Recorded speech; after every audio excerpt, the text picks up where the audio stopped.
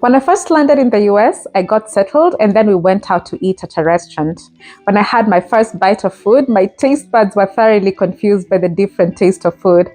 I then had another bite and another and another, but my mind was at a constant state of shock as it wondered how to process the new taste of food. That, my friend, was the beginning of my culture shock when it came to food and dining in the US.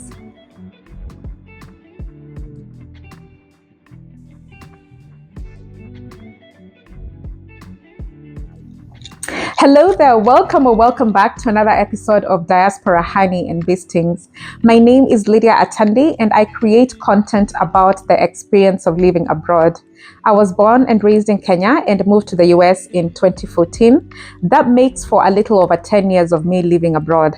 In this forum, we talk about the experience of living abroad, the good, the bad, and everything in between. If you are new here, we are glad you're here. Welcome to the family. And if you are a returning viewer, I really appreciate you. Thank you for tuning back in. And whether you are joining us for the first time or you are a regular viewer, please make sure you are subscribed so we can keep these conversations going. So today we will be discussing culture shock in regards to something that's an inevitable part of our lives, and that is food. It's crazy how food, which is a universal language across humanity, it's amazing how it can have so many different variations based on the different cultures that exist worldwide. Let's go right ahead and explore the differences in food and dining between my country of origin, Kenya, and my current country of residence, the US. So the first difference I noticed between Kenyan and American food was the taste, you guys. During the first 3 to 4 weeks of my stay in the US, my taste buds were in the business of processing the new taste of food and getting used to it. I was surprised to learn that many people that are new to the country go through that phase of adapting to the taste as well. Guys, please don't come at me for saying this. In my experience, if chemicals had a taste, that would be it for me. I felt that this was especially the case for fast foods and food from restaurants. It took me a hot minute for my taste buds to adjust to the new normal. One of the lessons I got from that was to cook my own food as much as I possibly could, just to avoid the new taste, which in my experience was more pronounced at American restaurants. So what's the current situation? I try to prepare my own food as much as I can. I occasionally eat out at American restaurants. And like I said, I think my taste buds got used to the new taste of food. Also, I'm now at a point where I can actually enjoy food at American restaurants when I decide to eat out. For the longest time, I really didn't. The second thing that astonished me about the food culture abroad is portion sizes. The US has a reputation for supersized portions, which can feel overwhelming for first-timers. Who's your main culprit with this one? Again, that will be your fast food chains and restaurants. And just to piggyback on that point, let's talk about the American dining experience. When you visit your average American restaurant, you will have the option of helping yourself to an appetizer before you dive into the entree or the main course. After that, you will have the option of treating yourself to a dessert, which will be the icing on the cake, quite literally, right? In your average casual Kenyan restaurant, on the other hand, expect to go straight to the point with that food. We are going to go directly to what brought us here, whether it's ugali and nyama choma or pilau or chapati. Appetizers and desserts in Kenya are more common in upscale dining areas or in high-end restaurants. One of the things I am really excited for, though, for Nairobi and Kenya generally, is the rapid expansion of the restaurant business. There are so many beautiful restaurants getting started lately, and they are commonly referred to as hidden gems. I visited a couple of them when I last visited Kenya, and I kid you not when I tell you that those restaurants, they're on a whole new level of breathtaking, okay? So, still on the dining experience, let's talk about tipping. In the US, tipping is a big part of the culture, and it's almost always expected. In the restaurants, the standard tip is 15 to 20% of the bill before tax. One of the reasons why tipping is a big part of the culture is that service workers in this country often rely on tips as a major part of their income, since their standard wages can be low. The tips actually go a long way in supplementing their income. In Kenya, on the other hand, tipping is more of a gesture of appreciation, and there is less obligation to tip in Kenya than in the US. Service workers in Kenya are paid regular wages, which are not really high, but they're not particularly low like they can be in the US. That being said, with the exponential rise of fine dining in Kenya, there also comes a rise in the tipping culture in the country. Let's move to the next point, and this one should probably have been my first point. Another difference between food in the US and in Kenya is simply the content of the food. Your staple Kenyan meal is ugali, which is made of maize flour, and sukuma, which is just a Swahili word for kale. This is often accompanied by beef stew or chicken stew. Ugali is often eaten with bare hands, a practice which many Americans cannot wrap their minds around.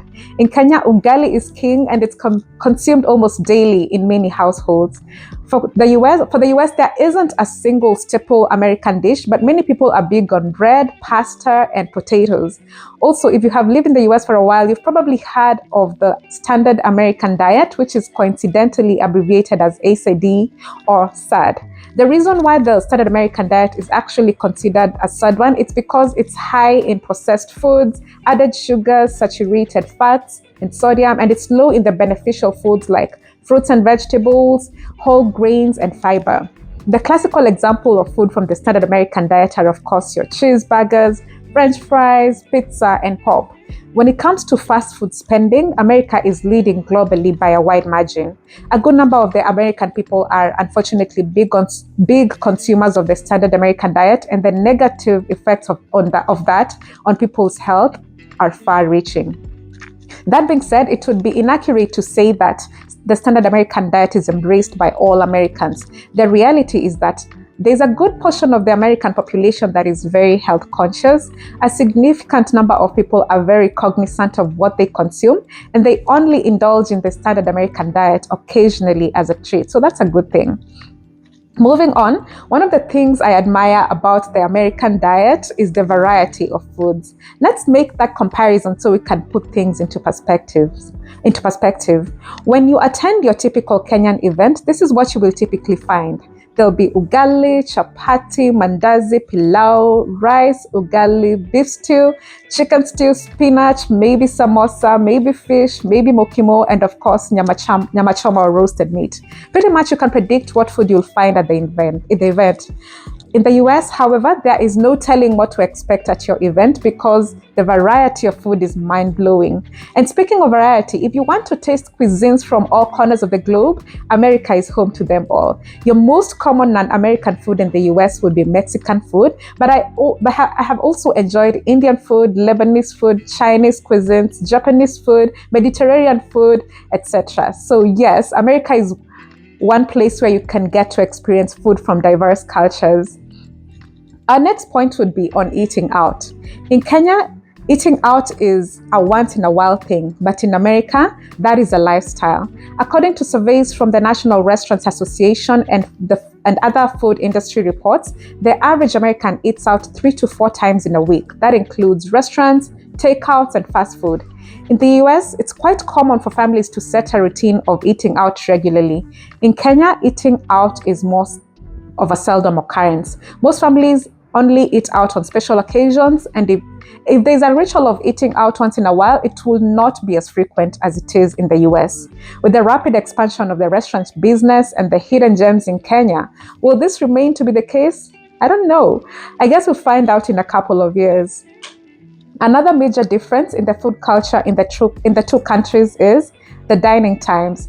The typical American family eats dinner between 5:30 and 7 p.m., while the typical Kenyan family eats dinner between 7:30 and 9 p.m. Another observation under that is that for most Americans, dinner is the lightest meal of the day, while for most Kenyans, dinner is the heaviest meal of the day, with many families winding down their evening with a plate of ugali. When it comes to what's more ideal, I think we have a clear winner on that one, and that is the US. My fellow Kenyans, some of us are setting ourselves up for double trouble. Many of us are, number one, eating late at night, and number two, we are eating heavily at that time, and that is not a good combination for either our sleep or our health. So I guess we can borrow a leaf from the Americans by eating dinner earlier in the night and also by going lighter on that dinner. One thing I am grateful about is the availability of different options. Whether you are a Kenyan, African, or American living in America, you don't have to eat unhealthily just because unhealthy foods are available. There is availability of healthy foods as much as there is availability of unhealthy ones. So living in the US should not be an excuse to normalize and embrace a lifestyle of unhealthy eating. As we mentioned earlier, there is a variety of foods in the US. If you want to eat healthy, you can do that.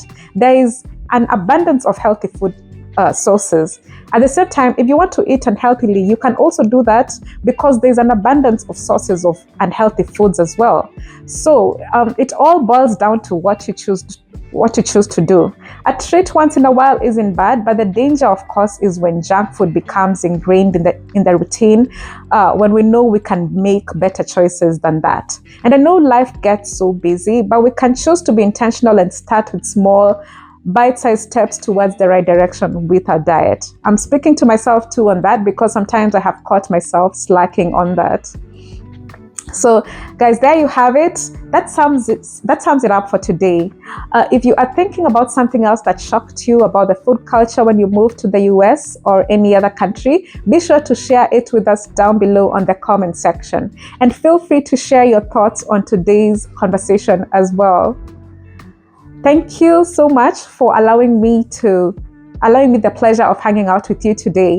I want to see you next time, so be sure to subscribe so you don't miss out on that upcoming episode.